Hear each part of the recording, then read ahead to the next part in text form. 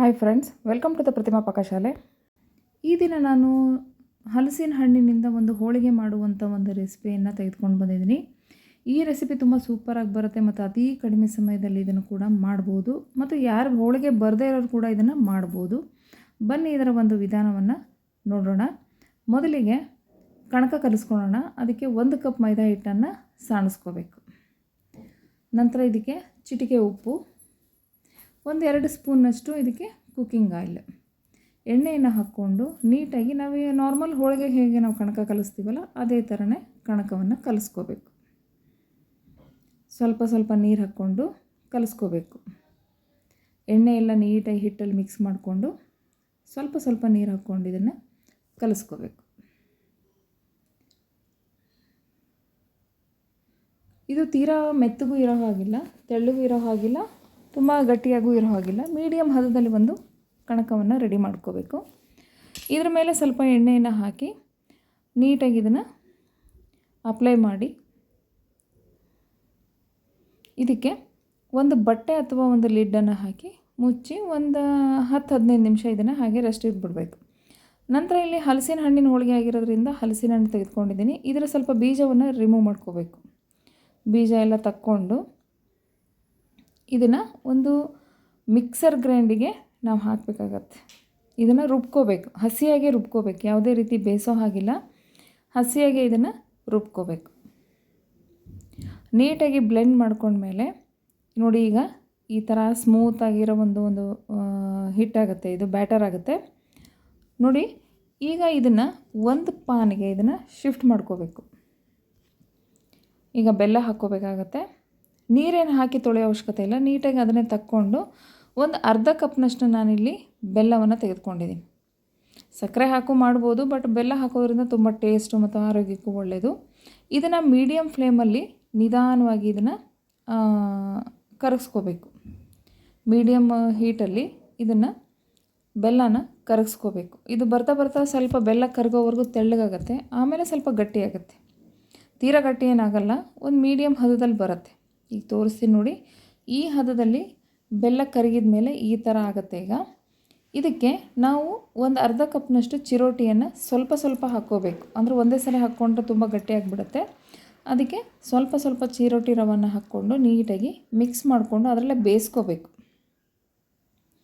ನೀಟಾಗಿ.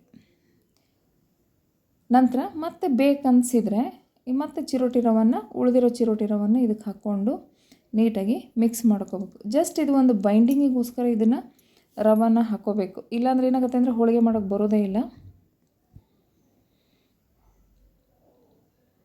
ನೋಡಿ. ಈ ಥರ ಇದಾದಮೇಲೆ ನಂತರ ಇದಕ್ಕೆ ಸ್ವಲ್ಪ ಏಲಕ್ಕಿ ಪುಡಿಯನ್ನು ಹಾಕ್ಕೊಂಡು ಮಿಕ್ಸ್ ಮಾಡ್ಕೋಬೇಕು ನೋಡಿ. ಈಗ ಇದಾಗಿದೆ. ನಂತರ ಇದನ್ನು ಒಂದು 10-15 ನಿಮಿಷ ನಮಗೆ ಪುರುಸೊತ್ತಾಗೋವರೆಗೂ ಇದನ್ನು ನೀಟಾಗಿ ಅಂದರೆ ತಣ್ಣಗಾಗೋಕ್ಕೆ ಬಿಟ್ಟುಬಿಡಬೇಕು ನೋಡಿ. ತಣ್ಣಗಾದ ಮೇಲೆ ಈ ಥರ ಗಟ್ಟಿಯಾಗುತ್ತೆ.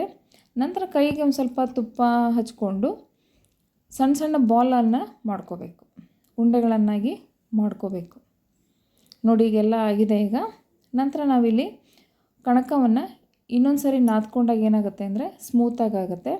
ನಂತರ ಹೋಳಿಗೆ ಮಾಡೋ ಹಾಳೆ ಸಿಗುತ್ತಲ್ಲ, ಮಾರ್ಕೆಟಲ್ಲಿ ಸಿಗುತ್ತೆ, ಅದನ್ನು ತೆಗೆದುಕೊಂಡು ಅದಕ್ಕೆ ಸ್ವಲ್ಪ ಎಣ್ಣೆಯನ್ನು ಅಪ್ಲೈ ಮಾಡಿ ಸ್ವಲ್ಪ ಕಣಕವನ್ನು ತೆಗೆದುಕೊಂಡು ನಾರ್ಮಲಾಗಿ ನಾವು ಯಾವ ಥರ ಹೋಳಿಗೆ ಮಾಡ್ತೀವಲ್ಲ ಅದೇ ಥರ ಹೂರಣವನ್ನು ಹಾಕಿ ನಾವು ಹೋಳಿಗೆಯನ್ನು ತಟ್ಟಬೇಕಾಗತ್ತೆ ನೋಡಿ. ಈ ಥರ ಕಣಕವನ್ನು ತುಂಬಿಕೊಂಡು ಹೋಳಿಗೆ ಮಾಡ್ಕೋಬೇಕು. ಸ್ವಲ್ಪ ನೀಟಾಗಿ ತುಂಬ್ಕೋಬೇಕು, ಇಲ್ಲಾಂದರೆ ಅದು ಹೊರಗೆ ಬಂತಂದರೆ ಹಂಚಿಗೆಲ್ಲ ಬೇಯಿಸುವಾಗ ಹಿಡಿದು ಬಿಡತ್ತೆ.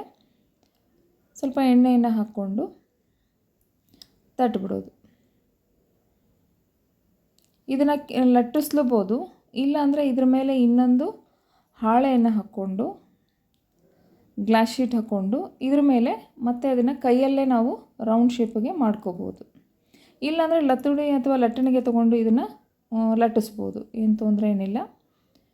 ಅವ್ರಿಗೆ ಯಾವ ರೀತಿ ಕಂಫರ್ಟೇಬಲ್ ಆಗುತ್ತೋ ನಿಮಗೆ ಆ ಥರ ಇದನ್ನು ಹೋಳಿಗೆಯನ್ನು ಮಾಡ್ಕೋಬೋದು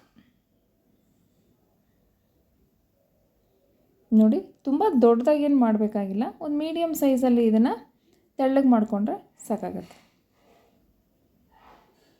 ನೋಡಿ. ಈಗ ಹೋಳಿಗೆ ರೆಡಿಯಾಗಿದೆ. ಈಗ ಇದನ್ನು ತವಾನ ಸಿಮ್ಮಲ್ಲಿ ಇಟ್ಕೊಂಡು ಕಾಯಿಸ್ಕೋಬೇಕು. ತುಂಬ ಜೋರು ಉರಿ ಆಗ್ಬಿಡ್ತಂದ್ರೆ ಹೋಳಿಗೆ ತುಂಬ ಕಪ್ಪಾಗಿಬಿಡುತ್ತೆ.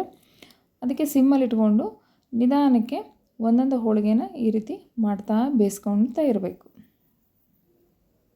ನೋಡಿ, ಸ್ವಲ್ಪ ಇದ್ರ ಮೇಲೆ ಎಣ್ಣೆಯನ್ನು ಹಾಕಬೇಕು.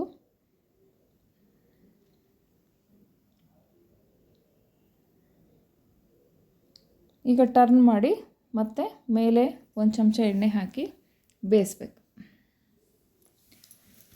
ಈ ರೀತಿ ಎಣ್ಣೆನ ಮೇಲೆ ಕೆಳಗೆ ಹಾಕೋದ್ರಿಂದ ಏನಾಗುತ್ತೆ ಅಂದರೆ ಸ್ವಲ್ಪ ಸಾಫ್ಟ್ ಆಗುತ್ತೆ, ಒಣಗೋದಿಲ್ಲ, ಹೋಳಿಗೆ ಡ್ರೈ ಅನಿಸೋದಿಲ್ಲ. ಈಗ ನೋಡಿ, ಹೋಳಿಗೆ ರೆಡಿಯಾಗಿದೆ. ಈಗ ಅದೇ ಥರನೇ ಎಲ್ಲ ಹೋಳಿಗೆಗಳನ್ನು ಕೂಡ ನಾವು ಇದೇ ಥರವಾಗಿ ಮಾಡ್ಕೋಬೇಕು. ತುಂಬ ಟೇಸ್ಟ್ ಆಗುತ್ತೆ ಫ್ರೆಂಡ್ಸ್. ಒಂದು ಯೂನಿಕ್ ಆಗಿರೋವಂಥ ಒಂದು ರೆಸಿಪಿ. ದಿನ ಬೇಳೆ ಹೋಳಿಗೆ ತಿಂದು ತಿಂದು ಬೇಜಾರಾಗಿದ್ದರೆ ಒಂದು ಸೀಸನ್ನಲ್ಲಿ ಹಣ್ಣು ಸಿಗುವಂಥ ಒಂದು ಹೋಳಿಗೆನ ಮಾಡ್ಕೋಬೋದು. ನೋಡಿ ಎಷ್ಟು ಚೆನ್ನಾಗಿ ಬಂದಿದೆ ಅಂಥೇಳಿ. ಈಗ ಹಲಸಿನ ಹಣ್ಣಿನ ಹೋಳಿಗೆ ರೆಡಿಯಾಗಿದೆ. ತುಂಬ ಈಸಿಯಾಗಿದೆ. ಮೇಲೆ ತುಪ್ಪ ಹಾಕ್ಕೊಂಡು ತಿಂದ್ಬಿಟ್ರಂತೂ ರುಚಿ ಅದ್ಭುತವಾಗಿರುತ್ತೆ. ಮತ್ತು ನೋಡಲಿಕ್ಕೂ ಎಷ್ಟು ಚೆನ್ನಾಗಿದೆ, ಟೆಕ್ಸ್ಚರು, ಕಲರು ಗೊತ್ತೇ ಆಗೋದಿಲ್ಲ, ಎಲ್ಲೋ ಬೇಳೆ ಹೋಳಿಗೆನೋ ಅಂತ ಅನ್ನಿಸ್ಬೇಕು, ಆ ರೀತಿಯಾಗಿ ಕಾಣುತ್ತೆ. ತುಂಬ ಟೇಸ್ಟಾಗಿದೆ. ಮತ್ತು ಗೆಸ್ಟ್ ಬಂದಾಗ ಒಂದು ಯೂನಿಕ್ ಆಗಿರೋ ಒಂದು ರೆಸಿಪಿ, ಹೊಸ ರೆಸಿಪಿನ ತೋರಿಸ್ಕೊಟ್ಟಾಗುತ್ತೆ. ನೋಡಿ ಫ್ರೆಂಡ್ಸ್, ಎಷ್ಟು ಸೂಪರಾಗಿ ಬಂದಿದೆ ಕಲರು, ಟೆಕ್ಸ್ಚರ್ ಎಲ್ಲ.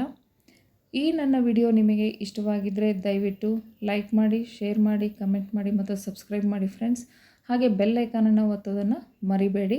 ಮತ್ತು ಹೊಸದಾಗಿ ನೋಡ್ತಾ ಇರೋರು ದಯವಿಟ್ಟು ಸಪೋರ್ಟ್ ಮಾಡಿ, ಸಬ್ಸ್ಕ್ರೈಬ್ ಮಾಡಿ ಮತ್ತು ಕಮೆಂಟ್, ನಿಮ್ಮದು ಏನೇ ಕಮೆಂಟ್ ಇದ್ದರೂ ನನಗೆ ತಿಳಿಸಿ. Thank you.